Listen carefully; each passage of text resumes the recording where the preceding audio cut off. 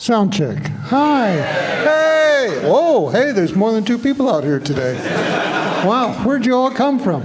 Okay. I'm sorry about getting started so late, and I do have a lot to cover, so I better just jump right into it. It is wonderful to see you all here. I am going to be here for the whole rest of the day afterwards, so I'm very happy to meet and greet folks, and I like to make new friends, so please don't be shy. A very quick disclaimer, I put it up here on the screen. God is a very big part of my life, and I may be talking about him occasionally during this presentation because I believe a lot of things that happened were through God. If that makes you feel uncomfortable or in any way you're not interested, I don't mind if you leave. It's okay. I totally understand. And let's just jump on in now. Okay, the inheritance, my gift. Where did it all start? This talk today I've entitled, That Was Then, This Is Now. I've given it over the years, and I keep updating it because for some reason now keeps moving along. But the That Was Then tends to stay pretty firm. But a lot of stuff happened back then, and I may skip over things that I've talked about before, or I may be adding new things. That can all happen. First, grade school.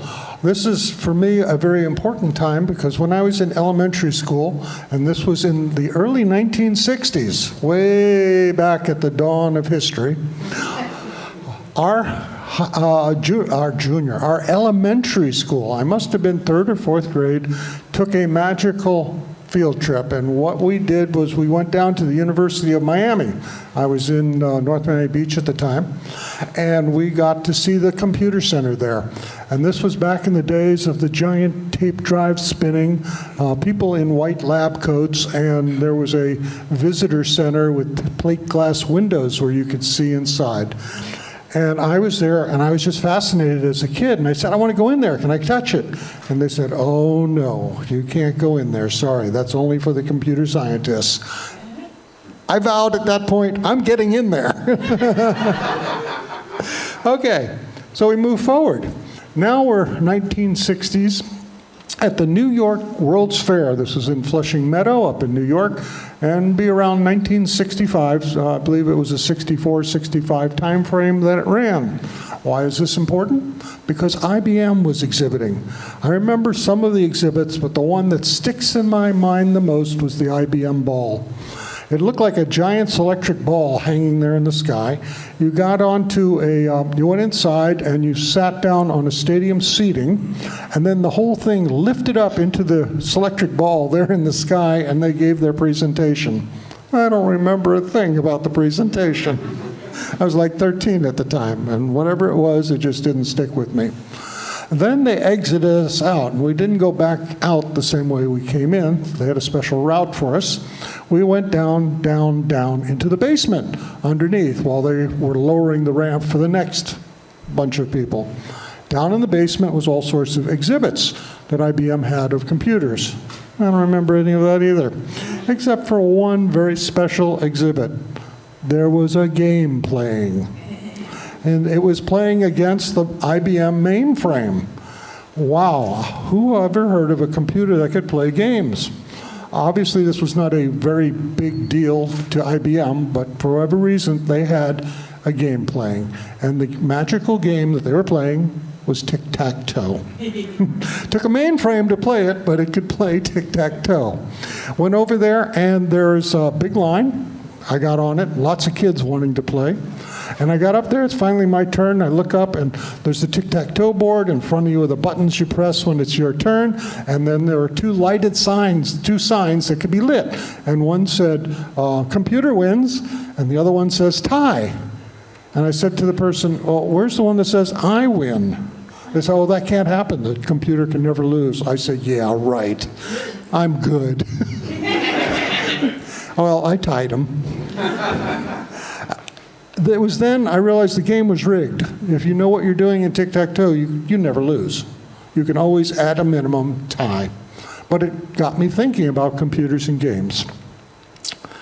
All right, let's fast forward to the later 1960s. This is 1969, and I was a junior in high school. Just an average kid, and for whatever reason, my parents, and especially my mom, she was kind of strong-willed, decided that I was going to be going into pre-med at University of Miami, and I was accepted for early admission. So I was going to totally skip my senior year in high school and go into pre-med and become a doctor. Her son, the doctor. That was all planned.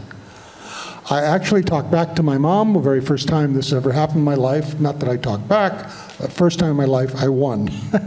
And what it was is I got permission to go to my senior year in high school. I did not feel ready for college. And that changed everything. The school I was in, North Miami Senior High, had an experiment for the state of Florida. They put a terminal in the Math Resource Center that led to that was a dial-up to the IBM 360 mainframe running, where else? University of Miami. And I walked into the resource center one day, saw that in the car, I said, "What's that?" And they said, "Well, it's a computer terminal." I said, "How do I use it?" And they go, "We have no idea." I said, "Oh, no problem." And I went over and started playing with it. It was basically a Selectric typewriter. And if you remember the Selectric typewriters, they had a ball. You can take the top ball off and replace it. You can do all sorts of different character sets and so forth. This one had an APL 360 ball. APL stands for A Programming Language. Very clever. And it was a mathematician's language with the majority of the operators were Greek letters. So you literally could say programming this thing was Greek to me. To give you an example, there was one operator, one that would take the determinant of a matrix with a single command. And you know, how handy is that? How often are you taking a determinant of a matrix? Anyway, I started playing with it. And what I did was I bought the manual for it from the University of Miami.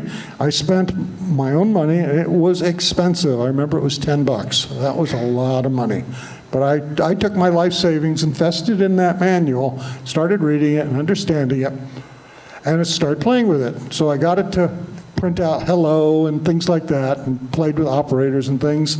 And I decided I want to write a game. What game did I write? Tic-tac-toe, for those who haven't guessed. And I started with simply having the game so I could play tic-tac-toe with two people. So I could enter it, it would draw the screen, it would play back, and then I decided I want to have the computer play. And I started writing it. Probably took me 2 months. I got permission from the high school to be able to go into the high school at about 6 a.m. when the janitors showed up. And then I also got permission to be locked into the high school at night and stay in the resource center for as late as I wanted and lock up behind me. So I was there literally every day from 6 in the morning to 10 o'clock at night, plus doing schooling on the side. But I was hooked, and I finally got a tic-tac-toe program going, and it worked, and it would beat you or tie with you in tic-tac-toe. I was so proud of it. I got a hold of the sysop on the mainframe, that the terminal I was using. I said, I'd like to enter my program into your public domain so other people can play the game. And they said, oh, let's take a look at it, kid. And I got back a cryptic note saying, nah, we don't want it. I'm going, why? Is it you just don't like games? They said, no, but your game took probably 8 pages of code. And literally, I had been doing this by hand, writing, debugging, and we've already got one in the library that does it in half a page. What? And then I found out all sorts of matrix math tricks, how you could spin things around so it's all the same board. I learned a whole bunch of tricks, and I found out over the years that I am always willing to learn better ways and new ways to do computer programming. I've picked up a lot of tricks from others, and I've passed them on, so it's not just me playing. But anyway, I really found I love computers, and now I finally made up my mind what I wanted to do, and that was go into computer science myself. So I applied to go to school at Florida. It's now known as Florida Tech. At that time, it was called Florida Institute of Technology in Melbourne, Florida.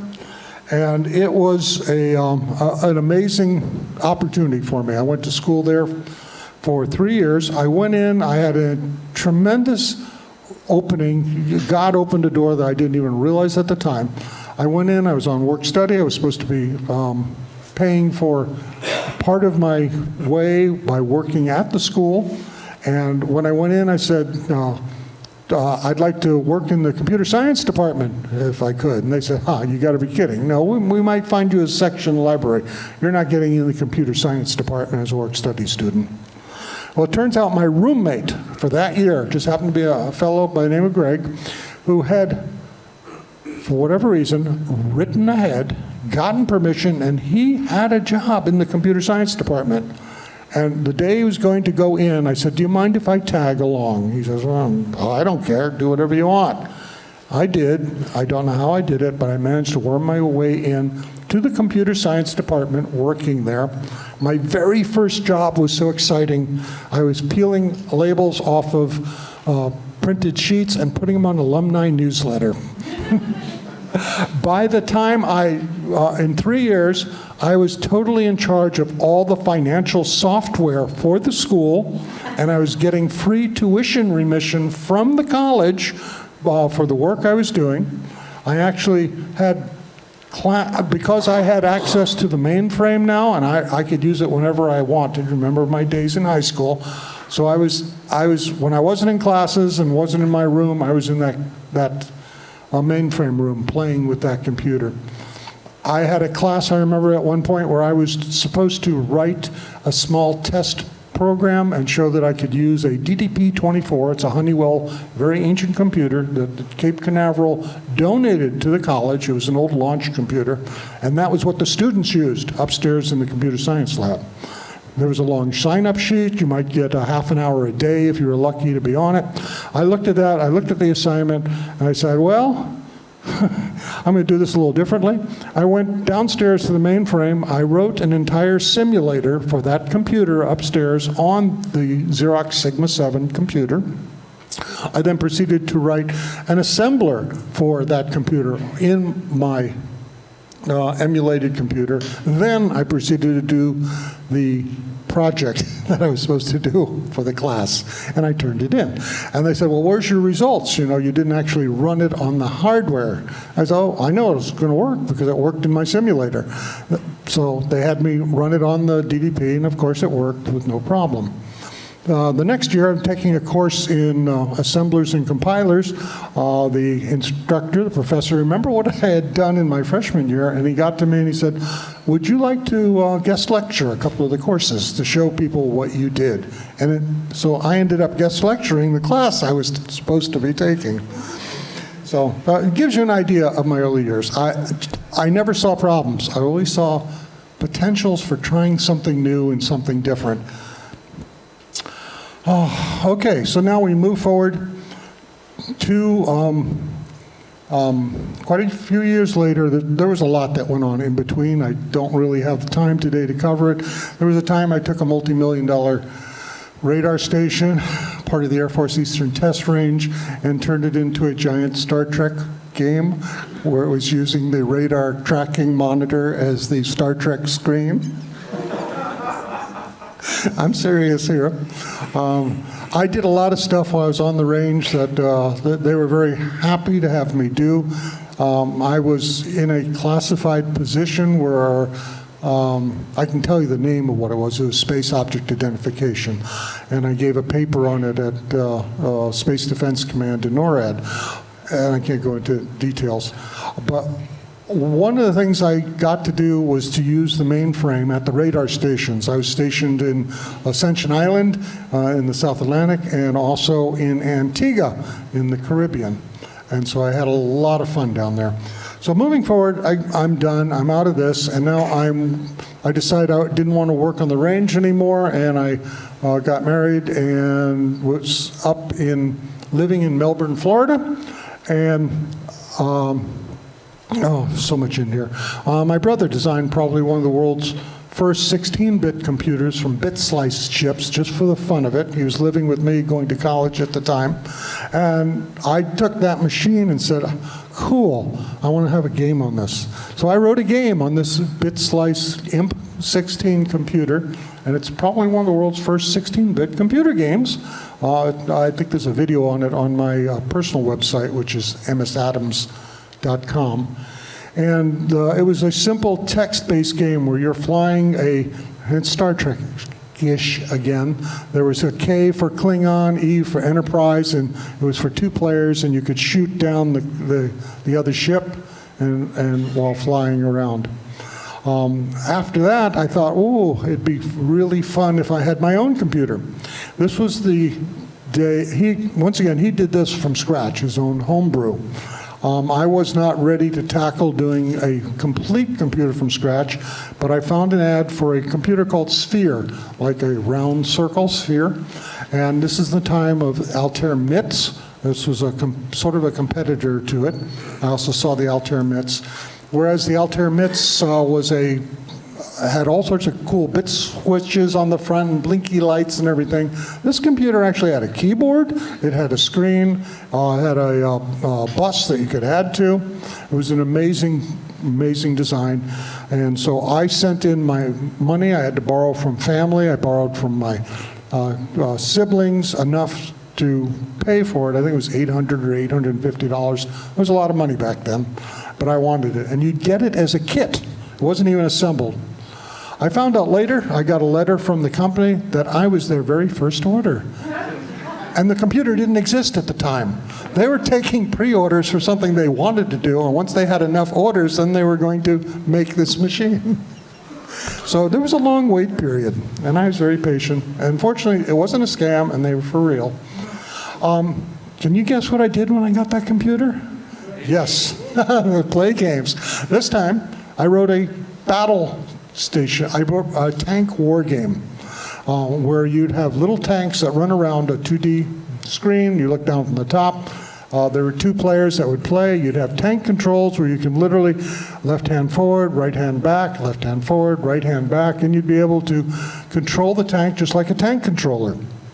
And that presented some problems when the controllers didn't exist, so I had to invent them. And I literally made the 4 controllers so that each player had controllers for each hand. And I also had another small problem in that this computer that I finally got running had no graphics card. So I invented a graphics card for it, and then wrote the game to play on the graphics card that I invented, which wasn't too difficult. It was basically a bitmap field. They then had their first annual, what do you use your Sphere computer for? And I took a video of this game, I took the source, and I mailed it into the company. I actually won their very first annual game, which was when I found out I was also their very first order. Unfortunately, the company went under. They're long since gone, but if you look up their history, they still exist. So now we move forward to the time of the TRS-80. This was my very first, what I called, an appliance computer, because it was a computer that I didn't have to build from scratch, I didn't have to build a kit, and it wasn't a mainframe. It was like an appliance. Whoever heard of a home computer you could just buy off the shelf and use? And it was fascinating, because the computer I'd been using before, the Sphere, had a wonderful tiny BASIC in it, which worked. I could get it to do BASIC, and I learned some BASIC. Well, this new computer, this Radio Shack, would come with either 2 different levels. You're either level 1 with 4K and something similar to Tiny Basic, or you could buy the level 2 version that had a giant whopping 16K of memory. Wow, that is so much memory, it's unbelievable. Plus, to top it off, it came from a little company I had been hearing about, and there was a wonderful little BASIC that they had put out, and I wanted to try their new BASIC, because I'd been reading in the mags and newsletters and stuff, because I just devoured all this stuff, that this little company had a BASIC that was very popular. And the name of this little tiny company was Microsoft. And it was like, oh, wow, Microsoft BASIC. So I got the machine, and I'm sure you've guessed by now. I wanted to write stuff for it, and so what did I write? Okay, games, of course. But it was more than just games, because Microsoft Basic introduced me to something I had never heard of before. At this point, I was an assembly language programmer. I was a machine language programmer. I also was a Fortran programmer. Imagine writing all this school business software in Fortran. I was also a COBOL programmer from school. But Basic, this new Basic, had something in it called strings. And strings did not exist in any of those other languages. It was basically the way you could manipulate words as if they were numbers and do things with them. And I thought, wow, I really want to write a game and learn how to use strings. In the past, whenever I picked up a new programming language, I would always pick it up by writing a game in that language and learning from it. Okay, here I am. I'm working at Stromberg Carlson in Lake Mary, Florida, for one of the world's first digital central offices for a telco. Have to excuse me. By the way, I don't know what the time is, so 1 second. Oh boy, I'm actually running out of time, and I have barely started here. Let me just say that I am so sorry. The time is going very rapidly. Anyway, I started a company called Adventure International, and I put out a number of games. Started with the TRS-80 and went on from there. It was a wonderful machine and a wonderful opportunity. Along the way, I picked up a lot of other interesting things that happened. There were a number of companies that started because of Adventure International. One of my distributors on the West Coast, his wife got the idea of, hey, you know, these adventure games sound like something really fascinating. I think I could write one. And so she worked with her husband, and she came out with a game, and they started their own company, and they started this little company called Sierra Online. This was Ken and Roberta Williams, to give you an idea. This is just the beginning of lives that were touched by what I did. There are many companies today, and I normally do not go into details of what the companies are, but there are some very big companies that are still alive and active today where their founders came about because they were exposed to my classic games, and for whatever reason, God used me to inspire them. So at this point, I'm doing fantastic. I thought I was it. I came out with the Limited Gold series. I got Marvel. I was the center of attention. It was absolutely amazing, and I was just eating it up. This was one of the one time in my life, everything seemed to have been working fantastic, and it was just going great. I mean, not a lot of people have Marvel behind them. So this was an incredible time. Somebody want to take a picture? I'll go back to that. Oops. Back. Okay. Get your picture? Okay. Okay. So, about this time, Marvel, a long story. And once again, I'm so sorry about running out of time here. I'm supposed to be done and wrapped up already and haven't even started questions. So I just checked in with the team, and the panel after yours got canceled. So you can actually take as much time as you want. Okay.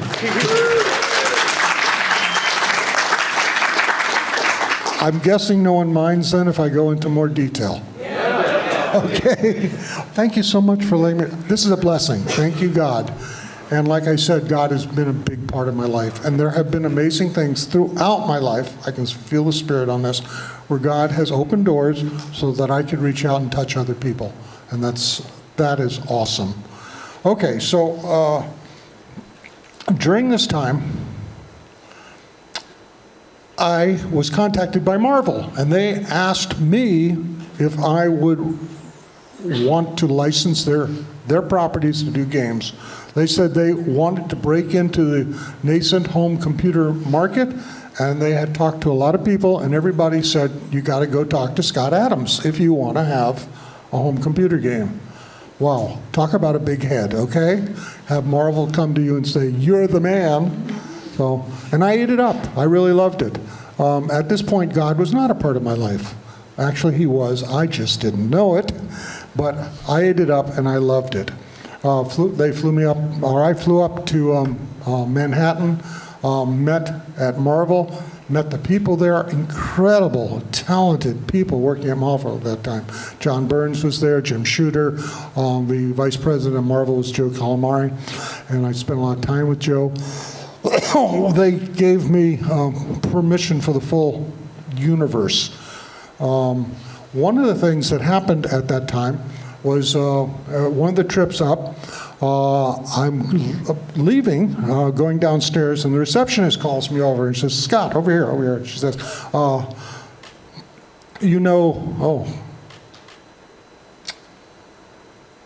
boy, I am drawing a blank. He is a famous TV personality, early sci-fi TV writer. Harlan Ellison. Yes, thank you. Okay, it was Harlan Ellison, yes. It was his 50th birthday party, and they were going to throw a surprise party for him, Marvel, that night. And so she said, "You know Harlan Ellison, right?" And I went, "Well, yeah, I know of him." She said, "Oh, well, why don't you come to the party tonight?" Okay, cool. I'm in the big time now, wow. So I show up at the party. And while I'm at the party, for Harlan, see, if I step forward, I would have remembered the name. Harlan came in. My goodness, that man was, you think I'm talking fast? This guy was on steroids. And have any of you ever seen the movie Brazil? Do you remember the time where they have the people walking around listening to this one guy? It's like a cloud of flies following him, listening as he's talking. That is what it was like with Harlan. He was totally surrounded by people. I didn't get a word in to him at all that night because I wasn't one to push forward. But I got to meet some other people that were at Harlan Ellison's 50th birthday party. George Takei, Sulu from Star Trek. One of the first things I noticed, and I had a nice long talk with him, one of the first things I noticed when I'm standing there talking to him was how big his face was. Keep in mind, I've been watching him my whole life on a little tiny TV screen, and seeing him in real life, it's like, whoa, you're big. It's weird the perspective your brain has. And then in came Isaac Asimov. See what I'm saying? This was like, wow, this was the peak of stuff. And I had a great conversation with him and also with his wife, and I really enjoyed it. I actually sent him some of my games because I found out he used a TRS-80 Model 2 to write his books. And I sent him my games on tape, on 8-inch floppy disks at the time. And so at the party, I had asked him, did he get the discs? He said, "Oh yeah, I remember that coming in, but no, I don't play games." So he never played them. But it was very neat meeting him, but something strange happened, and it started me thinking. What happened was, I'm staying over the night. This is after the party. This is the day after the party. And I'm at a comic book collector's, sort of like this retro, but for comic books there in Manhattan. And I was told by my staff back at Adventure International that we had some dealers there. Could I check in with them and just see how they were doing? Because they were selling our games there, comic books and all that. I said, yeah, sure, I would. So I went in there, and I'm done. I had talked to the dealers. I went around, and about the distance from here to the back of this room, and there were the doors that walked into this ballroom area. It's probably about the size of the Portland ballroom here where the whole convention was taking place. There were a set of double doors that came in. You came to a landing, and then there were stairs that would go down. So it was a big wide open area. And while I'm standing there, I just happened to look over, the doors open, and in walks Isaac Asimov. He just walks in. And I recognized him, of course. And I was just curious, what's going on here? I don't think he's really interested in the comic book show or the software or games. So he walks in on the top platform, and then he just stands there, and he waits. And people are passing him and bumping him and leaving, and what's going on here? And then suddenly, somebody recognizes him and starts fawning over him. And all of a sudden, a giant group forms around him. And I'm going, wow, he's there for one reason, ego building. That got me thinking, you know. And it's taken me a long time to realize this, but basically, we're all the same. In God's eyes, none of us are any more special or any more loved than anyone else. And we all are giving gifts. Every single one of us has gifts from God. Whether we use them or not, we have them. And for those of us that touch other people's lives with our gift, we don't get the credit. It was God who gave us those gifts. So for anyone who remembers my classic games or any of the works I did, I am so happy that you guys enjoyed it, but I'm not taking credit for it. I don't see it anymore. But at that time, this was the beginning when I started understanding human nature a bit more. Let's go into a few stories. Now that we have a little more time, I can do some of these. The Commodore VIC-20, anybody remember that machine? Oh, yeah. Okay. It was kind of revolutionary for its time. It was also an appliance computer brought out by Commodore, and it was aimed at a home market. And unlike the TRS-80, it actually had a little more going for it. It wasn't designed to be a business machine. It was designed to be a home machine. But it only had 5K of memory, 5.6K, and it had a cartridge slot. They could do cartridges. Commodore at this time had already done a computer before called the PET, which had some moderate success. Semi-business machine, semi-home. It had a little chiclet keyboard that looked like a calculator with no spaces between them and everything jammed up. So this was going to be the next step up. So I got contacted at this point by John Mathias, who was the head of the software department at Commodore.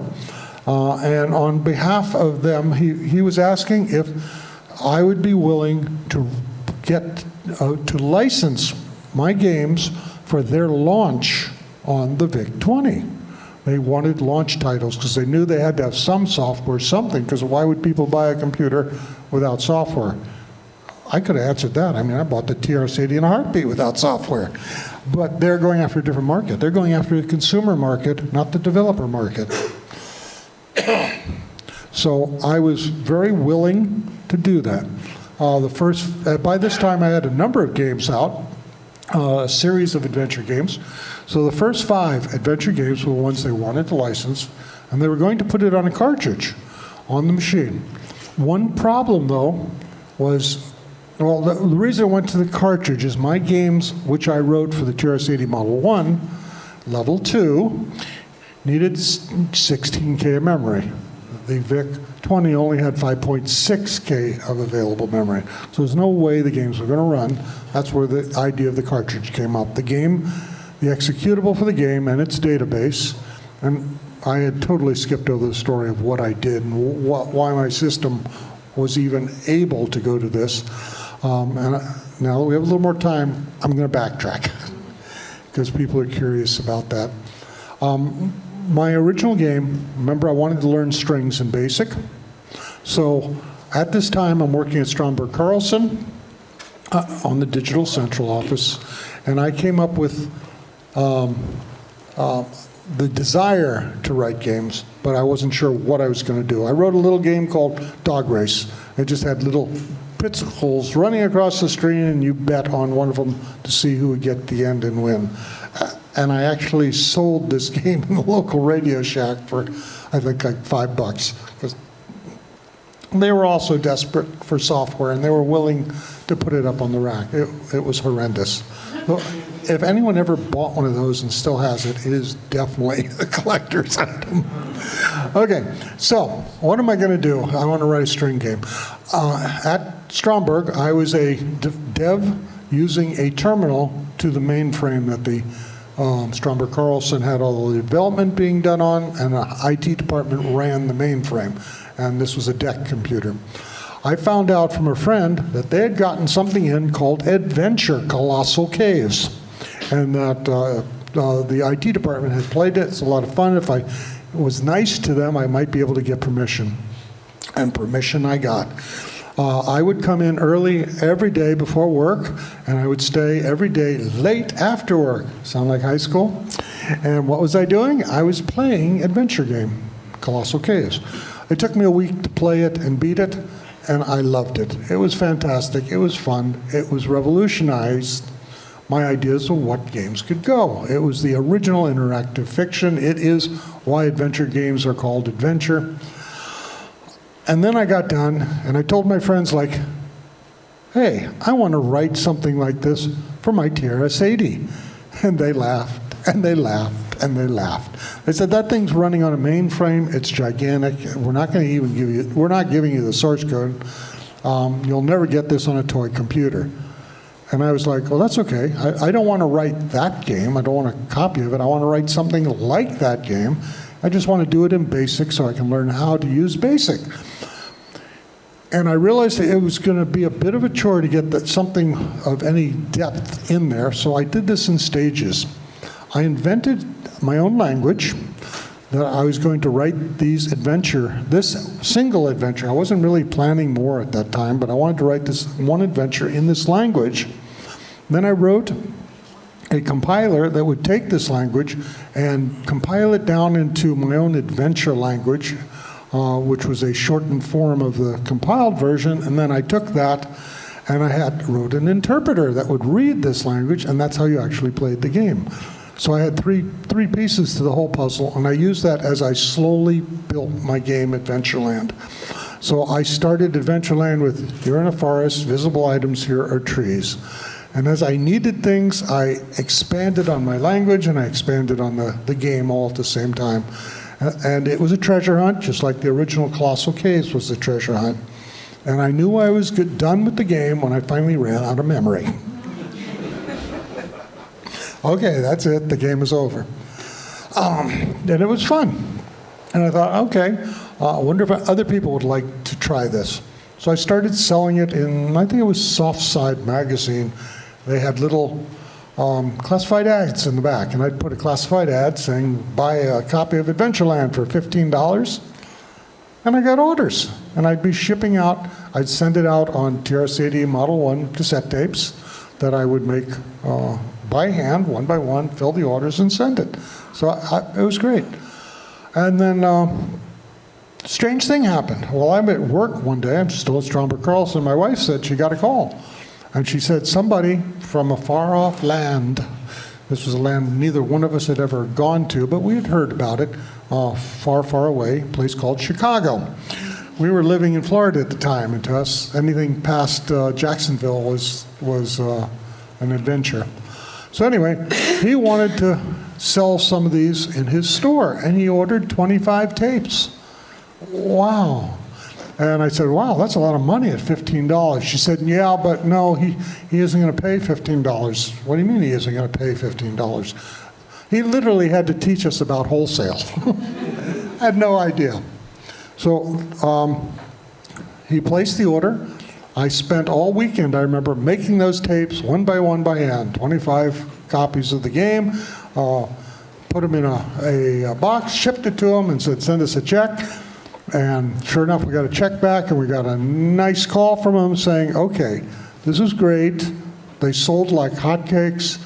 I'd like to order more, but you got to change something. I said, well, what's that? Well, you sent me tapes with no labels on them and no packaging. It would look like a blank tape. And he said, that makes it very difficult to hang. Oh, I got to do, labels are okay because you could buy labels that you could put on, but how am I going to do packaging? We checked around, thought about plastic bags, and sure enough, we could get plastic bags that the tape might fit in, only we had to order 10,000 at a time. Didn't see much of a market for that many tapes at this point, so how am I going to handle this? And I was mulling over this problem one day when I'm shopping at the grocery store and I'm checking out, and we had an infant daughter at the time who was using formula, and one of the things that I bought was formula bottles, plastic liners for the formula bottles that you put in, and then they'll put the formula in, put it in the bottle. And I looked at the liner and I thought, could it be I got it home, and the tape just fit in the baby bottle. Oh, cool. Well, that's part of it. Now I need a top. And then I thought, I remember seeing somebody once had a foldable business card. I thought, what if I put a foldable business card on it and stapled it? And he wants it to be on pegboard, so I had a hole drilled in it. And then I'd print on the business card what the game was and a little bit about it front and back. And that was the beginning of the first packaging. If you have one of those early packaging, they are definitely big collector items now. I donated my collection of almost all my memorabilia went to the Strong Museum in New Jersey, the Museum of Play. And before I sent it out, I had to have the whole collection gone over by an assessor so I could get the tax write-off for what it was. And I was amazed at that time. This was, probably 10 years ago, somewhere in that neighborhood. And I think that one of those baby bottle liner games was like I think they assessed it around $2,000 at that point, but it's gone up. So it's kind of interesting. As far as I know, it's probably the world's first video game commercial packaging that was ever done for computer games, for home computers. Obviously, consoles is a totally different story. And those, of course, were very hard to get into because who's going to be making cartridges in their garage? That's totally different. Okay. So now you understand the system I use. So it comes to the VIC-20, and they were like, we would like to have your games on the VIC-20. I knew I could translate my interpreter to run from Z80. I'd rewrite it in 6502 assembly language, which was what they used on the VIC-20. So that wasn't a problem. The problem, of course, was space, and that's where the idea of, well, let's try putting it in, I think it was a 6 or 8K cartridge. I think it was probably an 8K cartridge, I'm not sure the size. They sent some engineers down and that I got to meet, and they lived with us for a couple of months while we worked out the details to get the game in there. If anybody's ever played the VIC-20, you know there's a very strange thing about it. You don't just put the cartridge in and start playing. You have to type a magic command in. Which is sys and a bunch of numbers that follows. Here's the reason why. I got the game working in the system, and it was going great. And then Commodore came back with another request. They said, this is a color machine. You're not using any graphics, and you're not using any colors, and it's dull. Looks like a TRS-80. We want to be different. Make your text colored. Make my text colored. Oh. Okay, yeah, I can see where that'll work, where maybe what you type is a different color and different messages. Okay, so I got that in, and suddenly the thing didn't fit anymore. And I'm many hundreds and hundreds of bytes too big. You ever done programming, you know how frustrating that can be when you're so close and you just can't shoehorn it in. Eventually, one of the fellows that was working with me, the engineer, came up with a brilliant idea. He says, you know, there's an autoloader on every cartridge that's built in that starts the game. If I take out that autoloader, we can use a basic command where you just direct the computer to start at a specific address and it'll start playing. And once again, the game fit. And that's why it shipped, and that's why the magic numbers exist there. I met a number of people there at Commodore. John Mathias, he was the head of software. I got to know him much later because I ended up working for him in Wisconsin, which was interesting. Mike Tomachek was Jack Tramiel, who was the founder of Commodore. Well, he was his right-hand man there. I never really talked to Jack Tramiel much, except a few interesting conversations. Commodore was very interested in the bottom line for Commodore. When he found out what the first royalty check was that he owed us for the launch cartridges after the sales came in, because we were set up on a royalty payment, he balked. He wasn't going to send the money.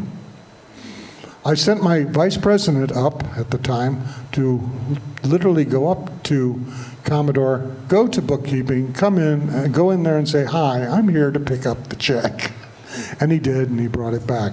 This didn't make Jack very happy, unfortunately. But for whatever the reason, it was still amazing, and it still came off. TI, that was a fantastic machine. The internal structure of the machine is wonderful. It is a programmer's delight to work on the TI. The case, on the other hand, that they put it in, I believe, was developed by a different department, and they cut a lot of corners that made it less than ideal for a $1,000 machine when it first came out. For whatever reason, they also contacted Adventure International, or me, and they wanted to put my games on there. I said, that's fine. What we were able to work out was my games would have a cartridge for the interpreter, and then the games themselves would be on cassette tapes or discs, but primarily cassette tapes that could be loaded in. The other thing that they had was a request to do a special game just for TI, and they wanted it to be graphics. So I wrote an adventure just for TI called Return to Pirate Island 2, and the game was had graphic pictures, had pictures to go with it to match the game. Part of the problem was getting this to fit in the cartridge. And what I ended up doing, this was before JPEG or any of the graphical compression techniques that exist today. I invented a manual compression technique in that I gave the artists who were doing the pictures a palette of symbols they could use. And I don't remember how many. It was probably a byte, so it was, I'm guessing there were 512, where they could design any symbol they want. It'd be represented by 1 byte, a number, and that would be a tile that would be put down. But they were limited to how many total different ones they could have. So if you look at the TI game, you'll find it's sort of like cell shading, where things are put together.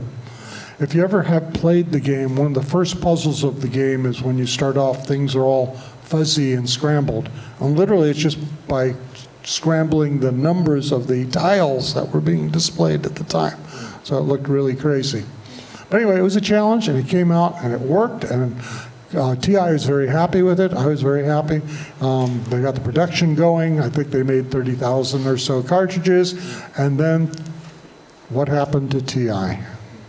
The $1,000 machine was suddenly being sold for $50 fire sale because TI decided they were exiting the market. And this exiting of the market started a downward crash. I'll cover a little bit more about that in a little further slide, but going back to Marvel. Marvel was incredible. Excuse me. Went up to meet with them, and they gave me the full rights to be able to do literally whatever I wanted to do for the home computer market with their characters. So one of the things I did was I got permission from them to have every single comic book they were currently publishing shipped to me. Every single one. And I read every single one of them as I was programming. I would take down a comic as a break and I'd read through it. I wanted to immerse myself in the Marvel Universe. They also gave me something very special. At that time, it hadn't come out yet. Something called the Marvel, I think, Encyclopedia. It was an encyclopedia that literally had every character in their canon, a bio. Each one got a page, and it told about them. So I could flip and turn through that and decide what I was doing. I said, okay. At this time, I was taking my original system, and I was in the process of upgrading it so that it was no longer just a 2-word parser, verb, noun, but could accept full sentences. I was calling it Saga system, Scott Adams' Grand Adventures. There's my big head again. Get my name in there. And so the games were going to... The new system I was working on still wasn't quite done, but it was going to allow bigger sentences. Instead of saying pick up the axe. You can say, pick up the axe and throw it at the tree type thing. And I came out with a very unique way of handling this parser. Anyway, they said, what do you want to do for the first game? And I thought, okay, I'm still in my two-word system. I'm still understanding the Marvel Universe. I'll tell you what, I'd like to do Hulk. I said, okay, yeah, Hulk's a good property, but you know, it's really not our most popular. I said, I know, it's probably Spider-Man, right? And they said, that's right. Spider-Man's our best property. I thought that's good because I want to do Hulk to experiment, get it right, and then I'll do Spider-Man. And they went, okay. I was supposed to do a 12-game series with 12 comic books. I was to write the comic books, and they were going to then do the inking and stories expanded on. And so I literally did that. I wrote the comic books that went with each game, besides writing the game and doing the programming.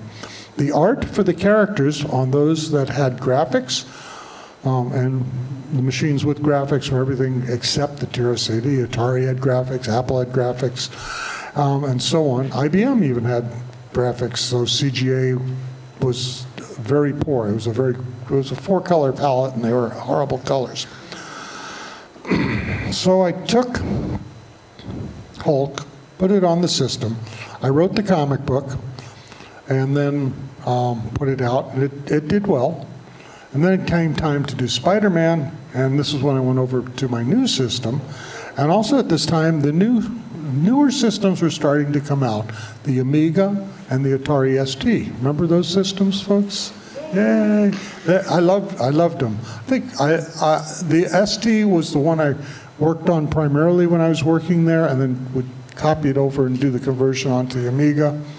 The Atari ST is interesting because it actually came from Jack Tramiel again. He lost control of Commodore, and he bought out Atari.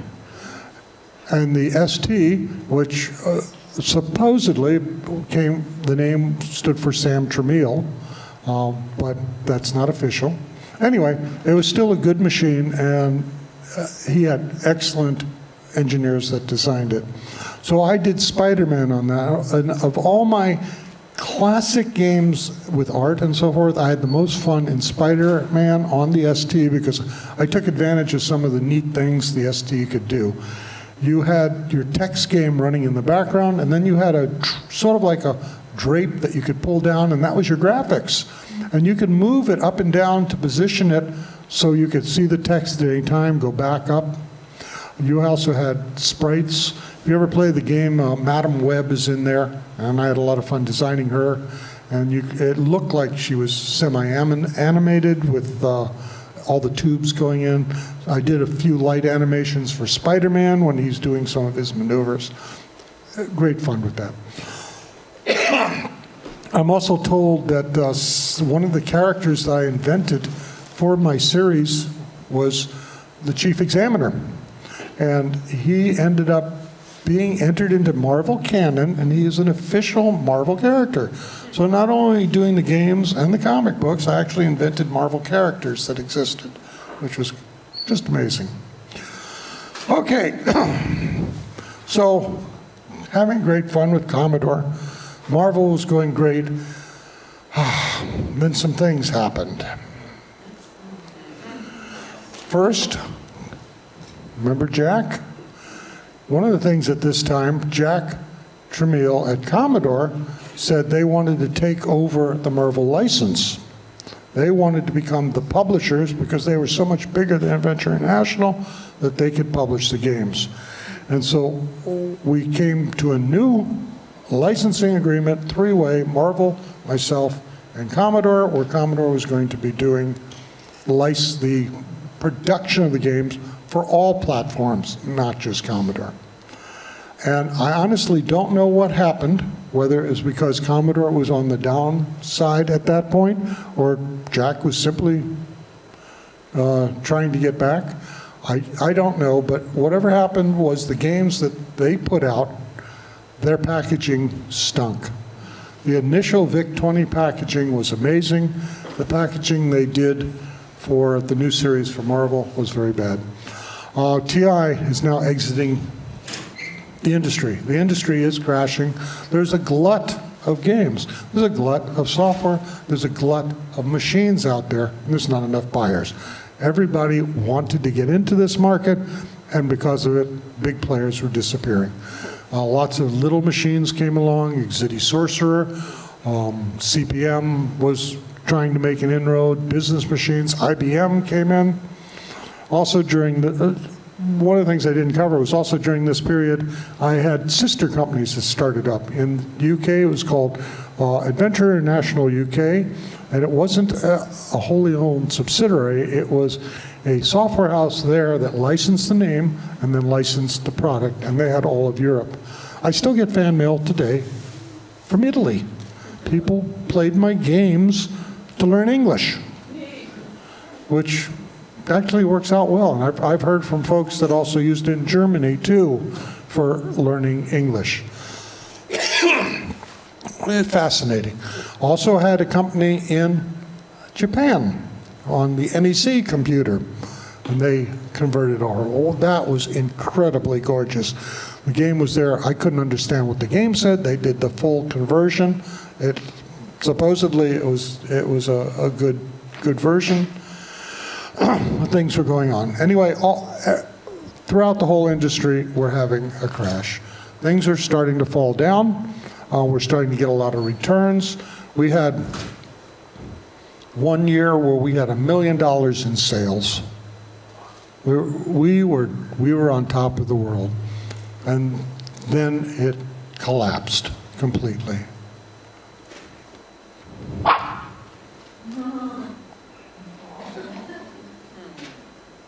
Literally in the toilet.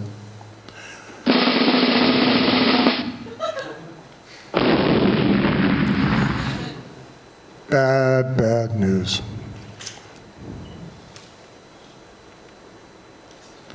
And I am feeling horrible.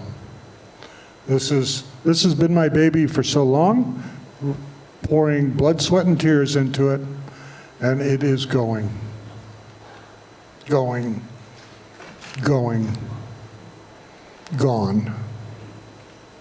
And then God talked to me, literally. Not in a voice, but in different ways. I started searching for what is my meaning here? Why am I here? What's going on? And I reached out. I was raised Jewish. I had an Orthodox grandfather. I was bar mitzvahed. I was never really a practicing Jew as far as religion, even though we'd go to temple and everything else. I had no connection. It was just something you did, something you went through.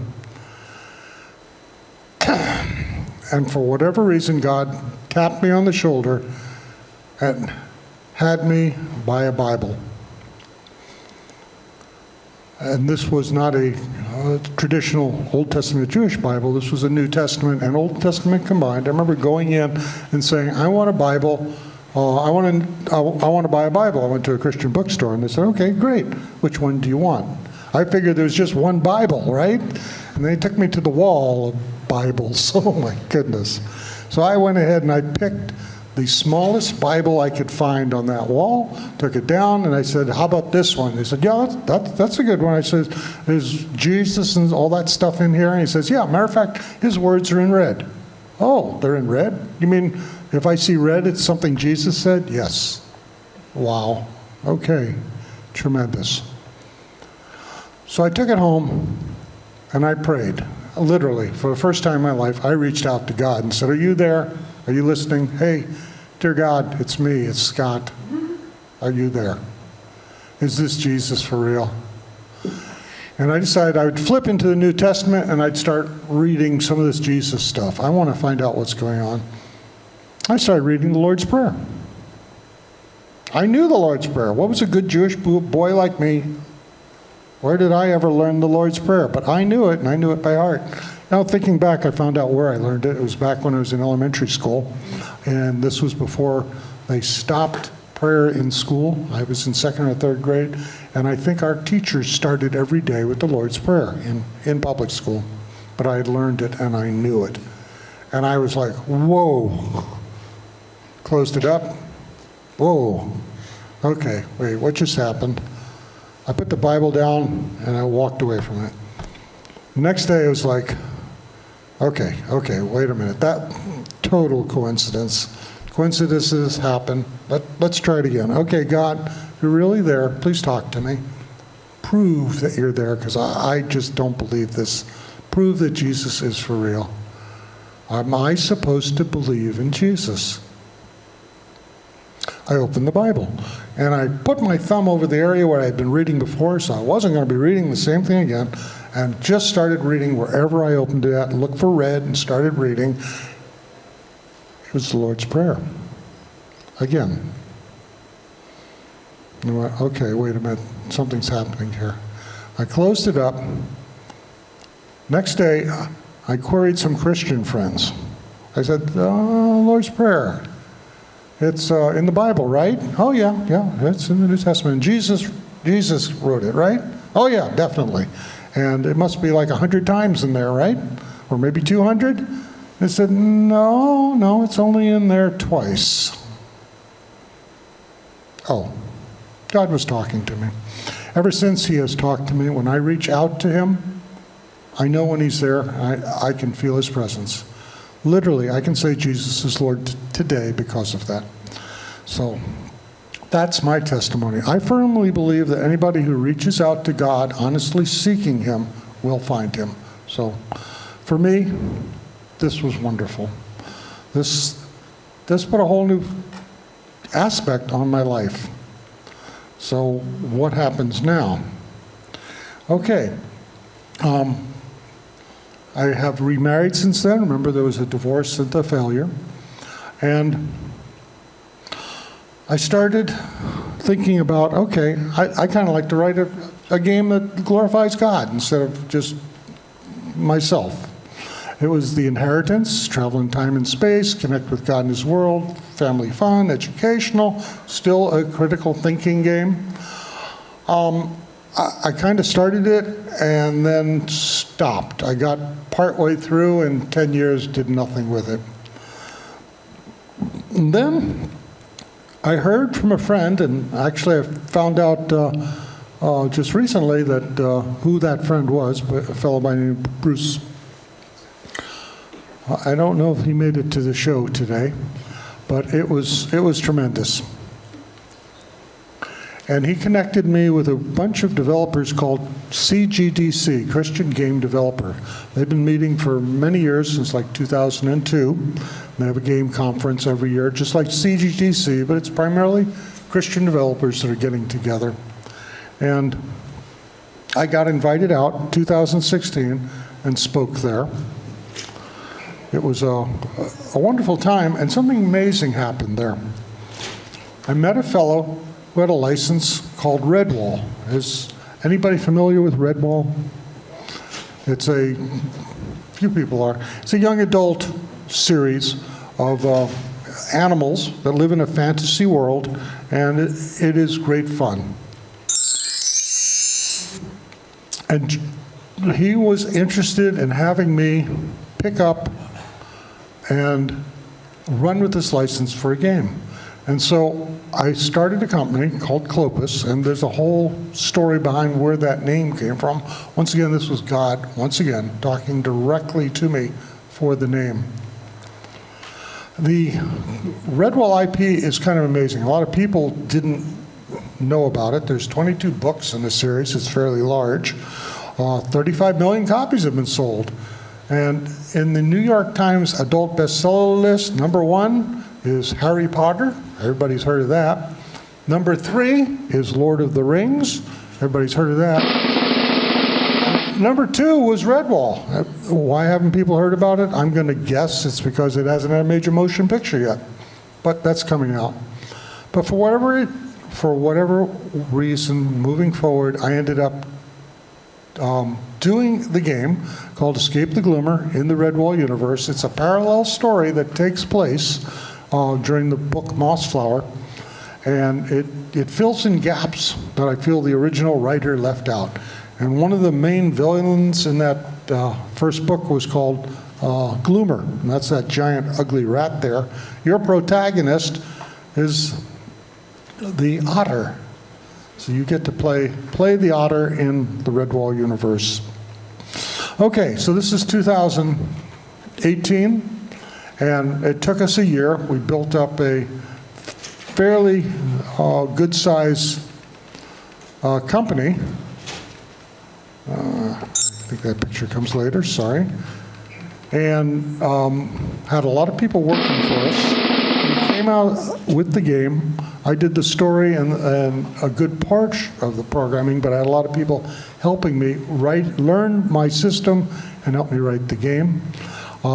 We got it out and then decided to while it was done, what were we going to do next? The next thing we came out was called Adventureland.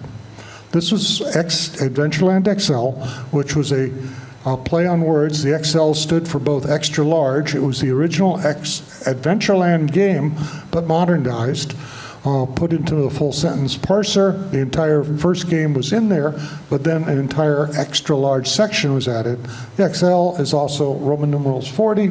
It was the 40th anniversary of the Adventureland game. So put that out, and then all over again, it crashed. Did not monetize well. Adventureland didn't get much sales. Escape the Gloomer did not get much sales, and things went under. And literally it was like, okay, I thought I'm doing what I'm supposed to be doing, God. I'm going to have to lay everybody off. The company is done. I've used my life savings, and it's gone. It's all up in smoke again. And then, literally, 2 days later, I get a message from a fan who lived in Canada, and he was somebody I'd corresponded with over the years. By the way, I love getting mail from folks and messages. I will respond to all of them. I don't want fans, so if you reach out to me, I want to get to know you. I want a friend. And so Steve had become a friend over the years. And he said he was working for a company, and at their morning meeting, the owner of the company said, does anybody know anybody in the game industry? And Steve tentatively raised his hand and said, yes, he did. This company contacted me, and they said they were taking bids to do a game that they had an idea for, and they needed a studio to help them with it. And they had a number of bids already in, wanted to know if we wanted to compete. I said, certainly. And at that time, one of the young men that was working with me on Escape the Gloomer also happened to be very knowledgeable in using Unity 3D. I don't know if there's any developers here that have ever used it. It is a wonderful, wonderful platform. Just recently had a very big hiccup, but I think they've course corrected, and that's good. I even knew the founder of Unity, but I never used it. But he had used it. He was familiar enough with it that he said, you know, I know what they're looking for here, and I think I can throw together a quick prototype. I said, great, go for it. And he did. So we submitted our proposal. We did a full write-up, what we were going to do, what it was going to cost, et cetera, and they picked us. The name of the game is Final Pilot, and it's still out there today. It's a 60-player, multiplayer online game. It's like a battle royale. You can just log in. It also ran into problems monetizing, so there's only one server running right now. It is designed to run off PC. It can also run as in any modern browser using WebGL. A lot of the stuff that was needed to do all the server stuff was things that Unity didn't quite provide at that time. It was things that were future coming and weren't working. So I invented some technology in there. Once again, seeing potential where there were problems. And very proud of it. I think it worked out very well. But once again, it also didn't pay well as far as the company was concerned.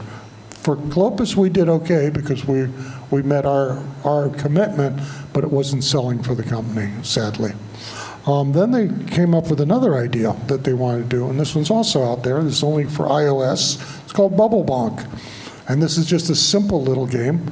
It can get very addicting if you start playing it. Basically, you are shooting cannons to try to wrap bubbles around things that are falling on you, rescue crates, so you don't get crushed. I don't have much in the way of graphics here, but if you have an iOS, you can find it. You can also run the video on it. If you go to bubblebog.com, you can see it playing. So this is another one that I developed for them.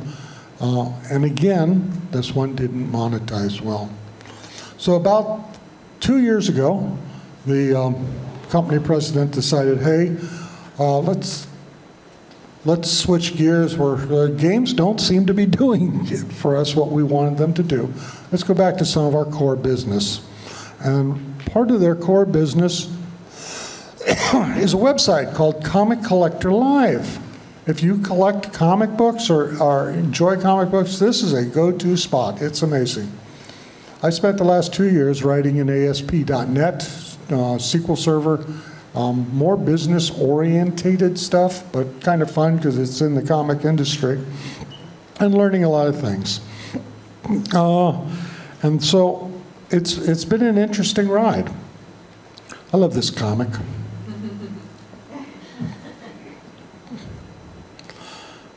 Center to all of it has been my relationship with God, but I never know what God is opening next. Right now, Comic Collector Live is pretty much wrapping up as far as we can tell, and I don't know what is going to come next. As I mentioned earlier, I took what was my retirement savings, built Clopas, and put out a lot of stuff there. I do not regret what happened, even though the games and everything did not monetize the way I would have liked. I still think some quality products were done, but more importantly, a lot of lives were touched. There are a lot of people that came through our doors that were touched because of what they did there. And I expect to see some amazing things coming from these men and women that were working with me. And I don't know where or what God is opening the next door for. Hans was very gracious to invite me out to the show here. I've been doing many shows recently. I've had a lot of health problems. But I hadn't been to the West Coast. I've done shows mostly on the East Coast and Midwest, and so when he offered to have me come out and speak, I was delighted because I wanted to connect with a lot of people that I knew in the West Coast I hadn't met yet, that were fans that I would like to be friends, and friends that I now have connected with long term, but a long distance. I never actually got to see in person.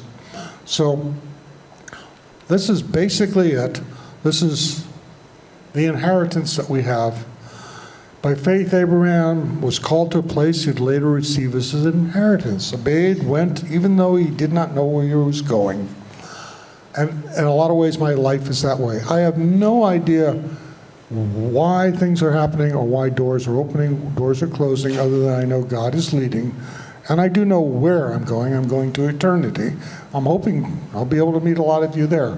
For those of you that do decide that they'd like to be in eternity with me, I've got a plan, and we'll see if it works out. But I want to spend 1,000,000 years with each one separately just to get to know them.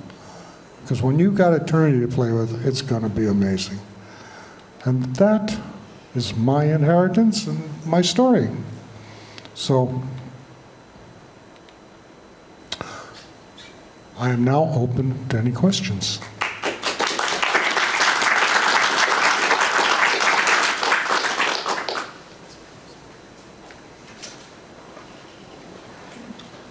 No questions? Then we can. I got a question. Certainly. So the very first game I bought of yours was Mystery Funhouse. And I was curious, did you design every one of the games in the early series, or did you eventually have other folks come in and help you do some design? Excellent question. He asked if Mystery Funhouse, one of the games that he played, he wanted to know if I designed all the games in the classic series or if I had help with it. Only a few of them did I have help with. Mystery Funhouse was one of them. My wife, Alexis, at the time, wanted to write a game. And so she did the primarily fleshed out, or not fleshed out, she did the infrastructure, what it would look like, where things would go. I tended to put most of the puzzles in. She would give places and things there, and then I would tie it together. There's two other adventures in the series that had a fascinating story.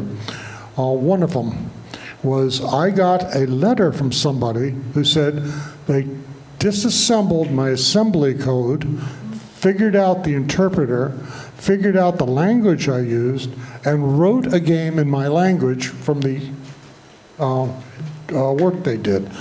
And he's a lawyer. His name's Alvin Files, still alive today. And the game was Pyramid of Doom. Totally blew me away that somebody was able to do that. I worked with him to get it to the standards that I wanted, but that was 90% his work. Another game was by a young man named William DeMaz, and it was Golden Voyage, who also did the same thing Alvin Files did, and I was also impressed with his work and worked with him and published it.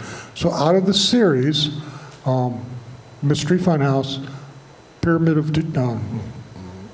Doom, yep, and Golden Voyage were more of another author than they were of mine. There are, 14 in the classic series currently, plus Marvel. There are 3 Marvels, so I'd make 17 total games in those adventure games. Then in 2010, I did bring out The Inheritance, which was a Bible-orientated game where you had to be able to understand what some of the Bible verses meant to eventually finish the game. So there's that one, then Escape the Gloomer. And I also took Return to Pirate Island 2, you remember that, on Texas Instruments, which had been 2-word cartridge, and I made a full sentence version of it. That was back at turn of the century in 2000. So those were all works that I did the primary programming and storylines. Any other questions? Yes? You mentioned the glut in 1983. Do you see that compared to now? There's so many games now. Yes, there is definitely a glut of games now. And part of the problem with monetizing something these days, how many people want to pay for games on mobile platform? Almost nobody. You expect every game you find on mobile to either be free or be ad-supported, or if you were going to spend anything, you might spend 50 cents or $1. Totally different world out there. On PC games, Steam has taken over the market as one of the major distributors, and Epic, with the Unreal Engine, is also a major player. The majority of games, though, aren't monetizing if you don't have a large studio with a lot of money going into it. The AAA games are no guarantee that the game is going to be well received, but they have the budget and the time usually to do it right if they know what they're doing. But still, we're still seeing studios collapsing. We're seeing layoffs in the industry. And so being in the game industry as a developer can be very tough. It is quite a roller coaster ride today. No more so than it was in the past. It was a roller coaster back then also. But now it's been exasperated, especially with the mobile market splitting things up. You have mobile, console, and desktop. And for a game to exist across all those markets is almost impossible, but some do. Usually they have to concentrate on something. So it's rough. It really is. Yes? Quick question. Can you elaborate a little bit about your design process of how you design these games? Like, Sure. Did you graph out the rooms and the patterns that you're going through? And Excellent question, too. You wanted to know if I could elaborate on the design process in doing my games. Honestly, I did it stream of consciousness, free-flowing. I do not have the full game in mind when I was writing most of them. For example, with Adventureland, I started with, well, let's start somewhere. Where am I? I'm in a forest. Okay, pretend I'm in a forest. What do I see? Well, I see trees. Okay, I'll put trees in here. Okay, I see trees in here. What am I carrying? Nothing. I just started the game. Okay, fine. What can I do with a tree? I think I'll climb it. Okay, so I'll put climb tree in there. Okay, where am I now? And it would flow from that. Adventureland was a find treasures, so that was easy. I could stick treasures anywhere I wanted. Second game, Pirate Adventure, was a little different in that it was a treasure hunt also, in that I still use that as my scoring mechanism that I was done, but it told more of a story. You end up having to find your way to a treasure island, and you need to end up building a boat. I thought that'd be fun. You build a pirate ship and you go hunting for treasure. Finally, in number 3, I totally got rid of the concept of finding treasures, and it was a story from one end to the other. There I did have a beginning to the story, and I had an end. So I knew what the beginning would be like. I knew what the end was going to be like, so now I had to start putting the pieces in the middle together. This worked pretty much the same way with the Marvel games I did as well. I would first determine what type of game I'm doing, where I'm setting it. I'd try to come up with beginning and ends to the story, and then put the middle in as it came to me. Any further questions? Yes? I'm just curious, what was the Marvel relationship like? I mean, you said they gave you kind of open carte blanche to, do what you wanted to do, but I would imagine working with Marvel 25, 30 years ago was much different. Yes. Than Okay. it would be today, because it's such more complex. Yes.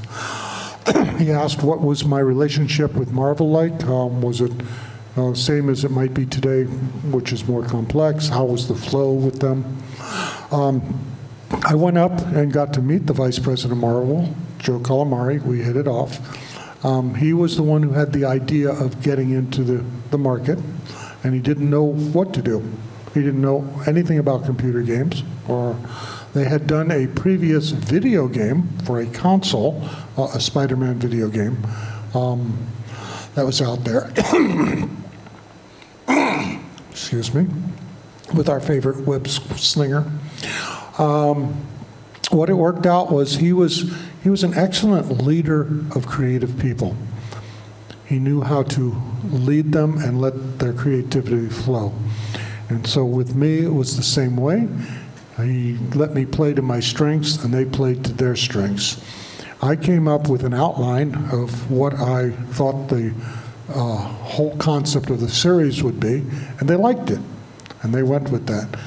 My games actually tied into the comic books. You're reading the comic book, you'll reach a section, and it says, okay, what just happened between this frame of the comic and that frame of the comic? The only way to find out is you play the game, because it was very crucial that something happens in the game that affects the comic book. You could still read the comic to the end, not knowing exactly what happened there. They said the intent. And what the storyline I came up with that fit for me was that you were a chief examiner who was trying to find out the superhero powers of all these Earthlings to see if there was some way to save your own people. And so in those frames, your superhero was sucked into a parallel testing world device. And that was what the game was. You had to get through it. You had to prove that you were a worthy superhero. And you had to rescue a biogem from a natter energy egg that was trying to prevent you from getting there. They let me have free reign. I named the characters. I named the new things that I was putting in. I told them what the comic book should look like, and I told them the story in the comic book. They then had their writers and inkers flesh that out. When we did the game, all the artwork we did, but then it had to be approved by their artists. So we sent the artwork to them, and they approved it or modified it as necessary, and then we moved on from there. So at that time, they were very much willing to work with the creative process that I had at Adventure International. Yes? Recently there was a full graphic conversion of Colossal Cave, and Roberta Williams was involved in that. I wondered if you'd ever considered doing graphic versions of any of your original adventures. Okay, good question. He wanted to know, recently he mentioned that Ken and Roberta did actually a VR version of Colossal Caves and brought that out. And then there's some side stories in there too, because one of the programmers that was working on that VR conversion ended up finishing what they were needed, and I was able to hire her to work over on Clopas, and she helped out on Final Pilot. So it's kind of interesting how things go along. I think Ken and Roberta are fantastic. They've had some wonderful ideas.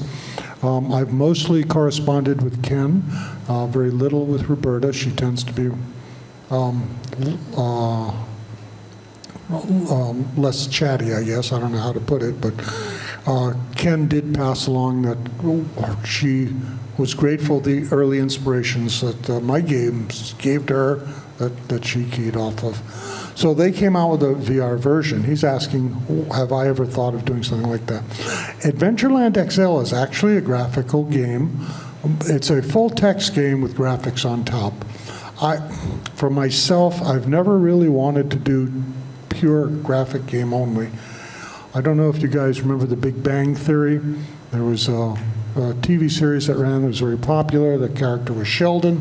One day they have him playing a game on a computer, and people are talking to him, and they're looking over his shoulder, and somebody's saying, wow, wait, what's that? It's just text. What's going on here? What are you doing? He says, well, I'm actually playing this on one of the most sophisticated graphics processors that have ever been created, the human imagination.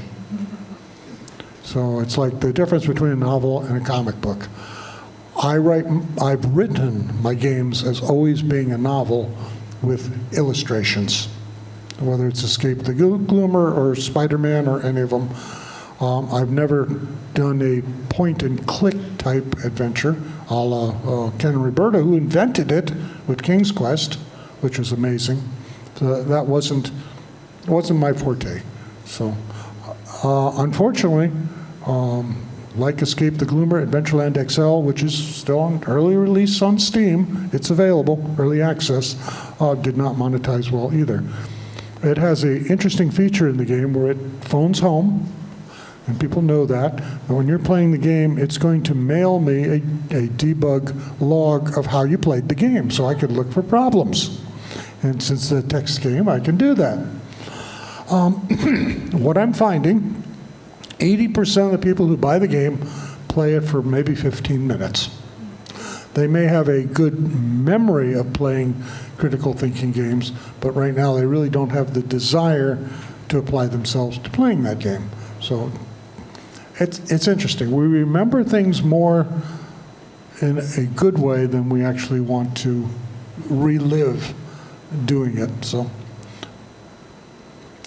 I don't think I'll be doing any point and click, but I'm never going to say no to anything because I don't know how God's going to tap me on the shoulder and point me in a direction. I wouldn't have said I'd be working on web pages for 2 years, learning ASP.NET and SQL Server, but I did.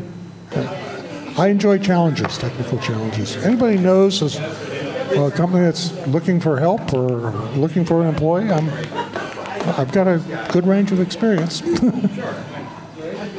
Any other questions? Sure. I have to ask you, with talking with Roberta Williams, have you ever discussed her softboard adventure? No, I have not. And we'll just leave that at that. And actually, you're thinking probably Leisure Suit Larry, those. I think that was Sierra. Right, but I don't think that came out of Sierra. But I may be wrong. I remember when that came out, but I don't know who the publishers were. So no, this is not something that's ever come up.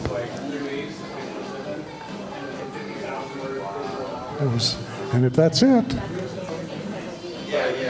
Okay. Thank you all for staying. And enjoy the rest of the show. It's wonderful out there. Thank you for watching. Please like and subscribe, and here are a few more videos for you to check out.